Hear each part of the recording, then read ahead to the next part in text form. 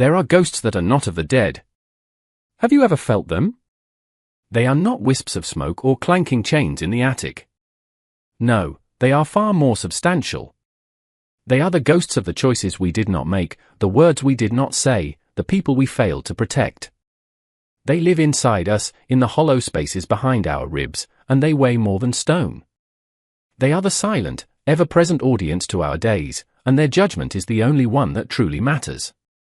A man can run to the ends of the earth, build his house on the highest, most desolate peak, but he cannot outrun himself. He carries his hauntings with him like a second shadow. And sometimes, the only way to quiet those ghosts is not to run, but to turn, and face the new devil at your door. This is a story about a man like that. A man who thought his life was an epilogue, only to find he had one final chapter left to write. If you believe that a single act can redefine a life, that even the most broken souls can find a reason to mend, then stick with me. And maybe, at the end of this, you'll hit that subscribe button, not just for the story, but for the reminder that we are all, in our own way, trying to quiet the ghosts. The man who lived on the mountain was called Jacob by the people in the town below, though he had never offered them his name.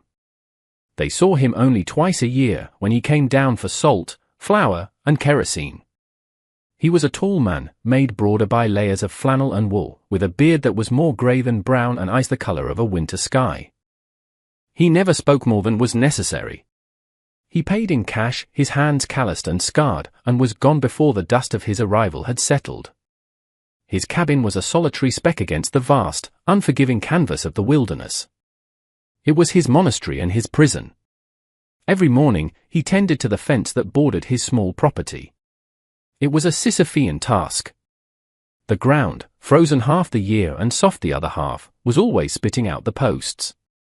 The wood was always rotting. The fence was a physical manifestation of his own brokenness, a constant, nagging reminder of a life that had long ago come apart at the seams. He would set a post, tamp the earth around it, and know that in a month, he would be doing it again.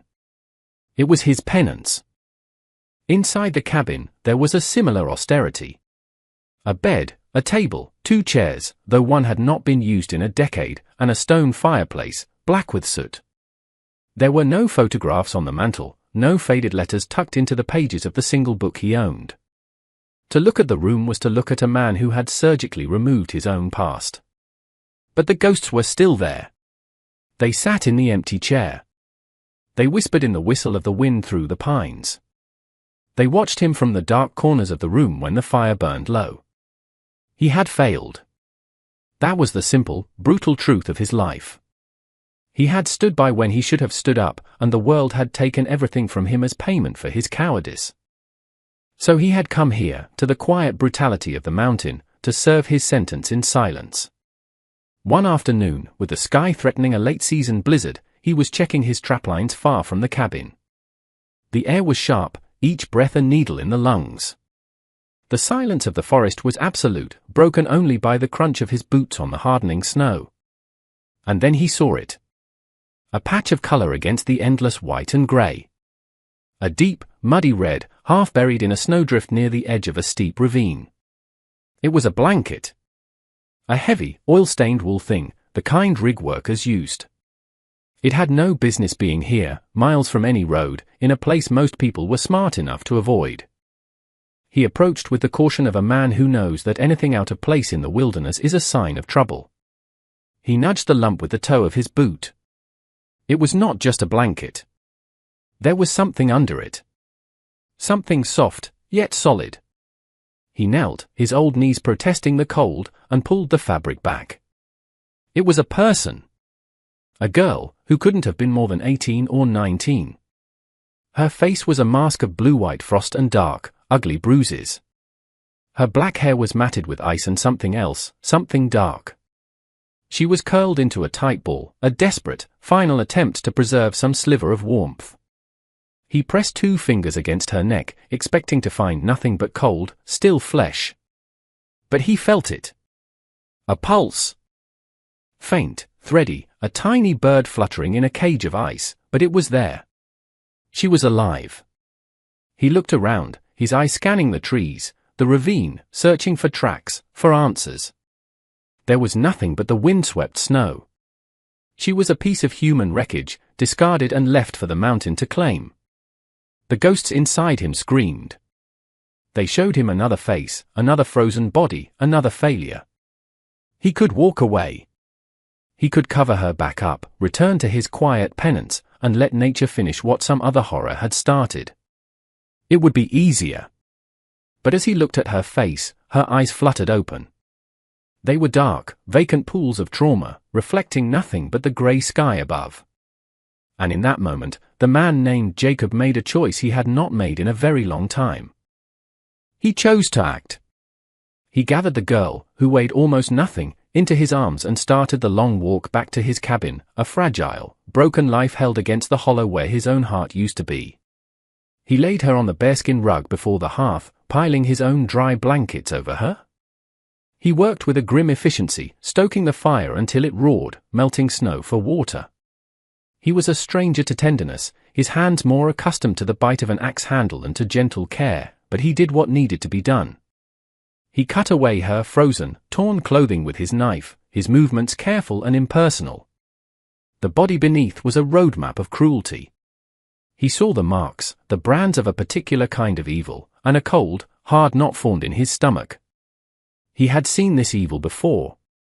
He had smelled its foul breath and turned away. Not this time. He wrapped her in the warmest blankets he owned, leaving only her face exposed to the heat of the fire. Hours passed. The storm outside howled, a symphony of nature's rage, while inside, the only sounds were the crackle of the flames and the girl's shallow, ragged breathing. As the warmth slowly seeped into her, she began to tremble, then to convulse. Her eyes shot open, wide with a terror that was not born of the cold. She saw him, a large silhouette against the firelight, and tried to scramble away, a wounded animal trying to flee a predator. She was too weak. She collapsed back onto the rug, her breath coming in panicked sobs. He remained perfectly still, a statue carved from shadow and regret. He knew that any movement, any word, could shatter the fragile thread of her consciousness. Her eyes locked on his, and for the first time, she spoke. Her voice was a dry, broken rasp, a sound of utter defeat. "Just kill me fast." The words hung in the air between them, heavier than the silence that had been his only companion for years. They were a plea, a prayer, from a soul that had endured so much it saw death not as a terror, but as a release. The man did not flinch. He did not speak. He had no words of comfort, no lies about everything being all right. The world was not all right. He knew that better than most. Instead, he turned, ladled some warm broth from the pot on the fire into a wooden bowl, and placed it on the floor, a careful distance from her. He set a cup of water beside it.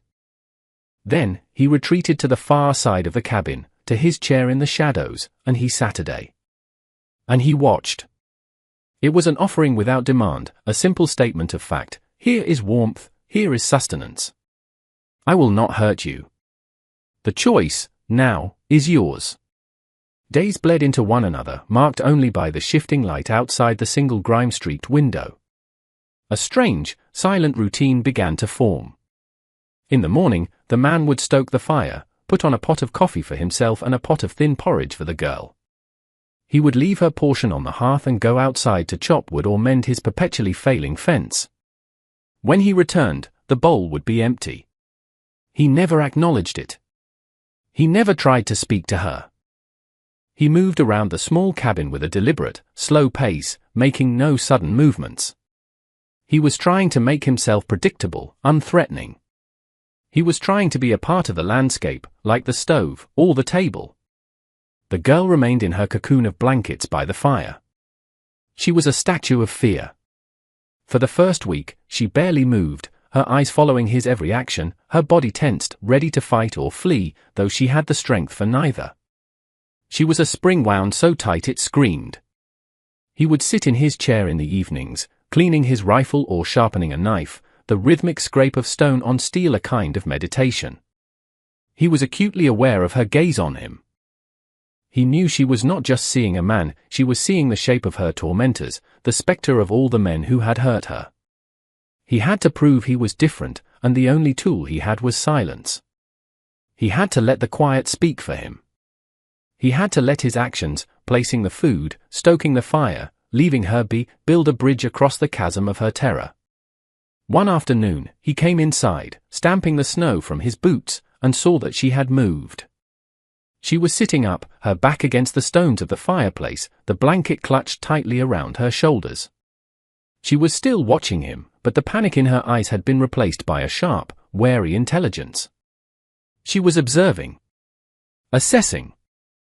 He gave a slow, almost imperceptible nod, a gesture so small it was barely there, and went about his business. Later that day, as he placed a bowl of rabbit stew on the hearth, she did not wait for him to turn his back. Her thin hand darted out from the blanket, and she pulled the bowl into her sanctuary of warmth. It was the first crack in the wall of her fear. A tiny, unspoken signal. I am still afraid. But I am starting to believe I am safe. And for the man who had long forgotten what it felt like to be a source of safety for anyone, it was a feeling akin to the first thaw of a long, brutal winter. The snow began to recede from the base of the trees, leaving the ground soft and smelling of earth and renewal. The hard angles of winter gave way to the tentative curves of spring. The man felt the shift not just in the air, but inside himself. For the first time in years, he looked at the fallow patch of ground beside the cabin and saw not just dirt, but possibility. He found the old spade, its handle smooth from his father's hands long ago, and began to turn the soil. It was hard, back-breaking work, his body protesting the unfamiliar strain. But with each shovelful of dark, rocky earth, he felt like he was unburdening himself. He was planting something. Hope. The girl, who he had started to think of as the silent one, now spent her days sitting in the cabin doorway, wrapped in a blanket, watching him. The sun seemed to coax a little life back into her face. The bruises had faded to pale yellow ghosts, but the emptiness in her eyes remained, a permanent shadow. She never spoke, but her presence was a constant, quiet question. One morning, as he was wrestling a large rock from the soil, his hand slipped. The sharp edge of the stone sliced open his palm, a deep, clean cut. He swore under his breath, a rusty, unused sound in the quiet air. He looked at the blood welling up, a startling red against the dirt on his skin, and felt nothing. It was just another wound. He went inside to the pump, washed the cut with cold water, and tore a strip from an old shirt to wrap it. But his hands were clumsy, stiff with cold and work, and he couldn't get the knot to hold. He was fumbling with the cloth when a shadow fell over him. The girl was standing there. It was the first time she had stood so close. She looked from his bleeding hand to his face, her expression unreadable. Then, she gently took the strip of cloth from his grasp. Her fingers were surprisingly steady. With an economy of motion that spoke of long practice, she cleaned the wound again, folded the cloth into a neat pad, and bound his hand tightly, finishing with a knot that was both secure and easy to undo. He looked down at her work, then at her. Her own hands, he noticed for the first time, were covered in a delicate tracery of old scars, thin white lines against her brown skin. They were the hands of a survivor. They were the hands of someone who knew how to mend things that were broken. He met her gaze, and for a fleeting second, the wall between them vanished. They were not man and girl, rescuer and victim. They were two people, bearing the marks of a harsh world, finding a moment of shared understanding in a small, silent act of care. His voice was rough when he finally spoke. "Thank you," she simply nodded, her eyes dropping back to the floor, and retreated to her post in the doorway. But something had changed. The silence between them was no longer empty. It was filled with a fragile, unspoken trust. The intrusion came on a clear, warm afternoon, the kind of day that felt like a lie after the long winter. It came in the form of a rusted, mud-splattered pickup truck that growled and clawed its way up the mountain path, its engine a profane roar in the sacred quiet. The man saw it from the garden, a dark speck moving slowly through the trees. His body went rigid. No one came up this path. No one. He straightened up, his hand unconsciously dropping to the axe leaning against the woodpile. He turned to the cabin. "Inside," he said. The word was not a request. It was a command, sharp and low. The girl, who had been watching the truck's approach with a growing dread, vanished from the doorway without a sound. He waited, his face a mask of cold neutrality, as the truck shuddered to a halt. Two men got out. They were thick-bodied and loud, with the kind of casual arrogance that comes from never having been told no. They wore camouflage gear, but they carried no rifles. They were not hunters. "Howdy, old-timer," the driver said, his smile showing too many teeth. "Me and my buddy here got ourselves turned around." Looking for the old logging road to Benton, the man pointed down the path with his chin. 2 miles back. Fork to the left. "You missed it." His voice was flat, offering no welcome. "Appreciate it," the man said, but he made no move to leave. His eyes roamed over the cabin, the neat stacks of firewood, the newly turned garden. They were the eyes of a wolf, assessing a sheepfold. "Quite the place you got here. All alone."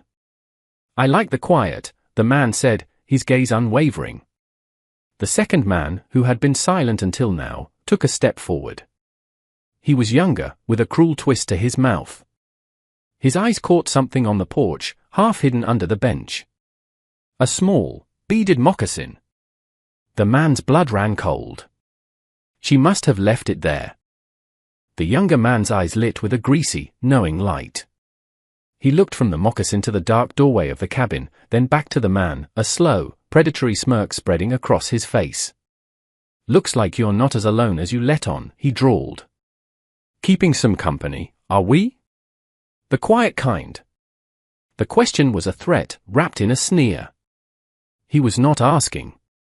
He was telling the man that his secret was discovered.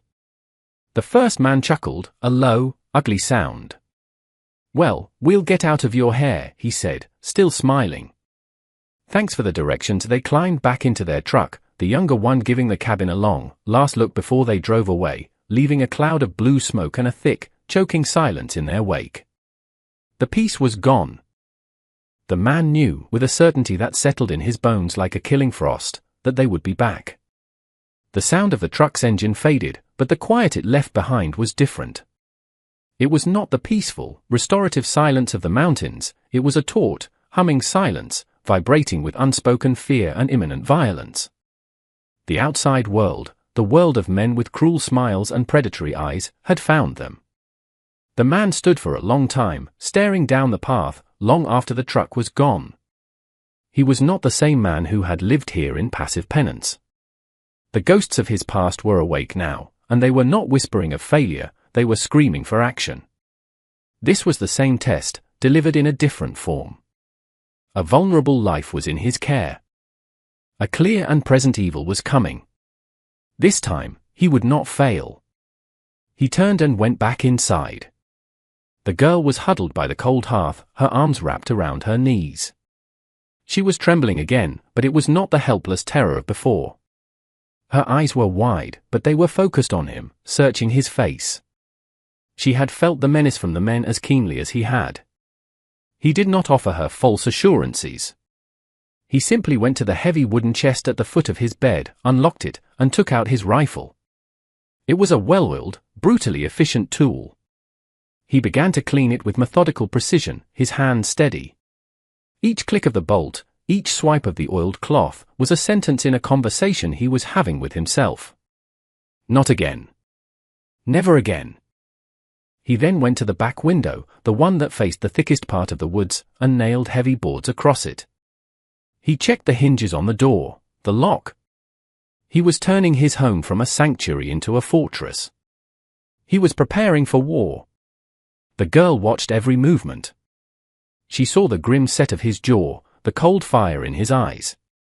She saw a man preparing to stand between her and the horrors of the world. And in his quiet, determined actions, she found a strange sort of calm. The fear was still there, a cold knot in her stomach, but it was no longer paralyzing. It was sharp, focusing. That evening, after they ate their silent meal of beans and dried meat, she did something new. She gathered their empty wooden bowls and tin cups, took them to the dry sink, and began to wash them with water from the bucket. It was a simple, domestic act. An act of normalcy in the face of impending chaos. It was a declaration. It said, "I am not just a victim you are hiding. I am a person in this home. We are in this together." He paused in his work, watching her small, determined movements. The ghosts inside him grew quiet. They were no longer his accusers. They were his witnesses. He was no longer just mending a fence. He was defending a life. And he would not be found wanting. Dusk bled across the sky, painting the mountains in shades of purple and grey. The air grew still and heavy. It was the hour of the predator. The man sat on his porch in one of the two chairs, the rifle resting across his lap. He was perfectly calm, his senses heightened to an almost painful degree. He could hear the rustle of a mouse in the woodpile, the call of a distant owl. He was a part of the mountain now, a sentinel of rock and resolve.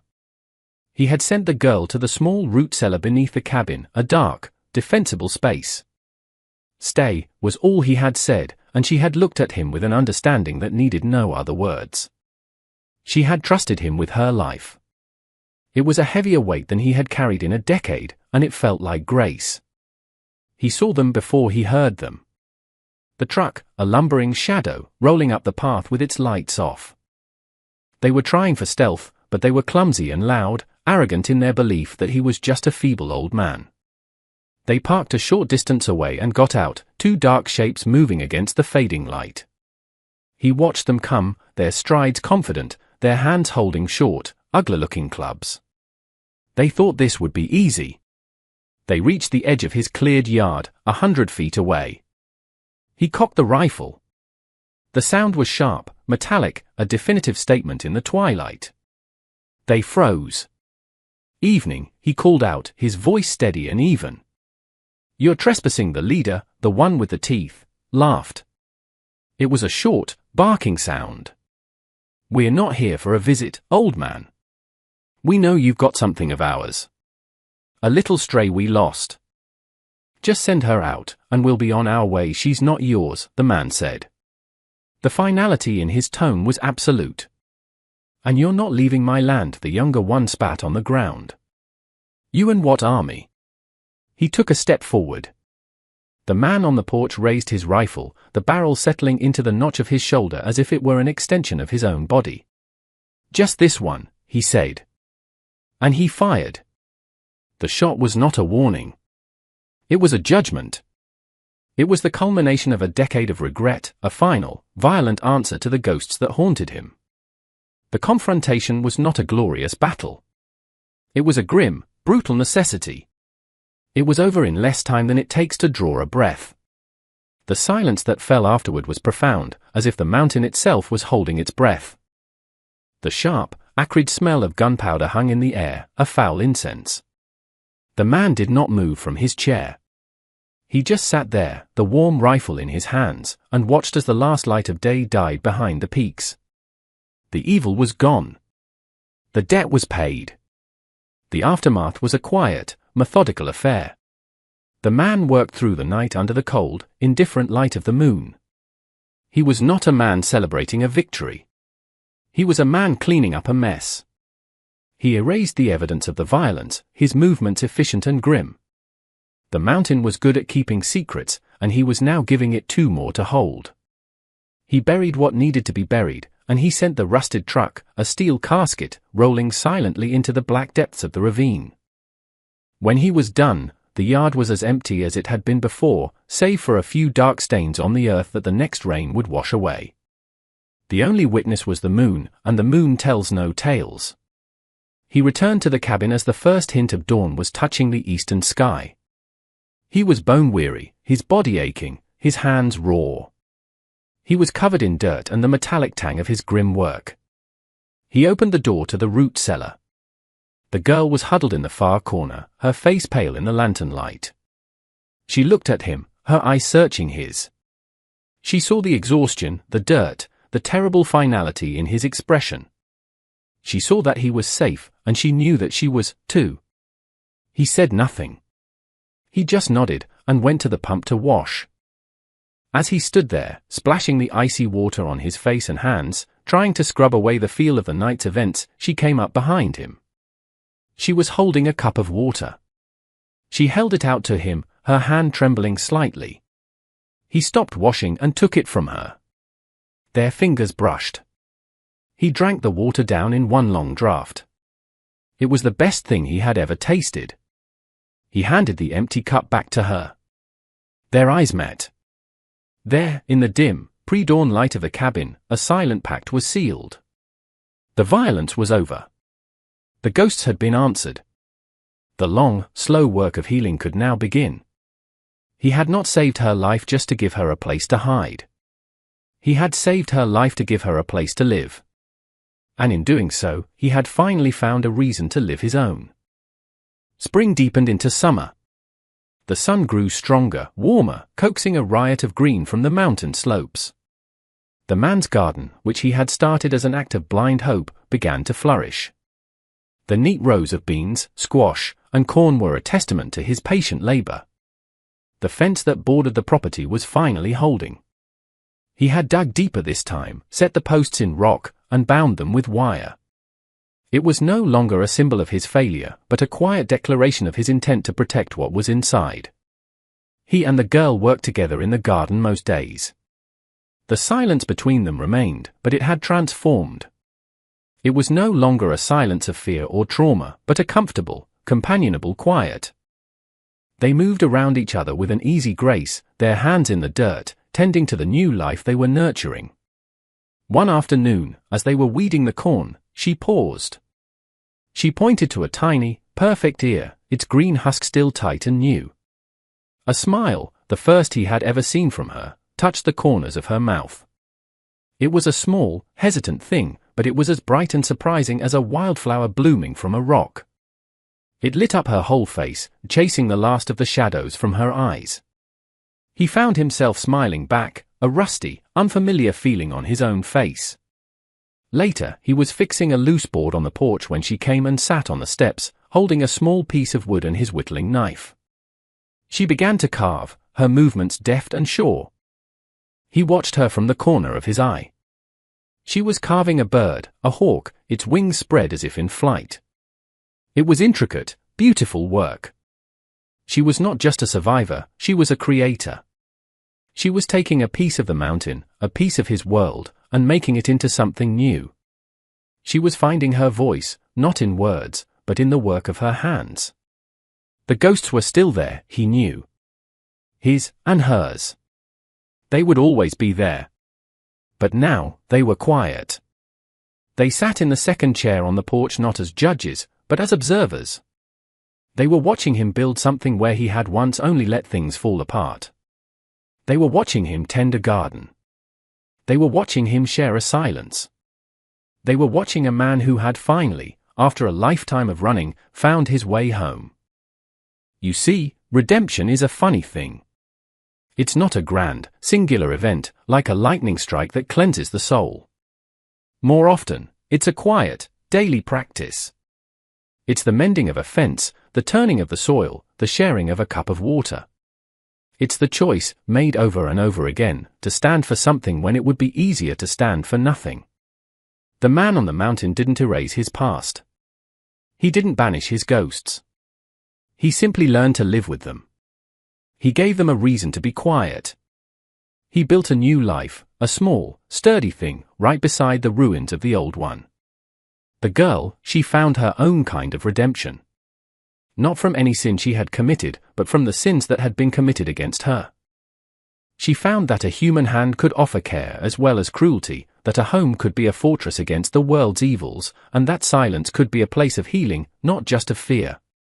She began to carve a new identity for herself, one small, deliberate cut at a time. What their future holds, I can't say. The mountain is a harsh master, and the world below is full of other men in other rusted trucks. But for now, in that small cabin, under the watchful eyes of the peaks, two broken people are quietly mending each other. They are proof that even in the deepest wilderness of the human heart, it is possible to plant a garden. They remind us that our greatest purpose is not to escape our past, but to build a present that honors its lessons. It's a powerful thought, isn't it?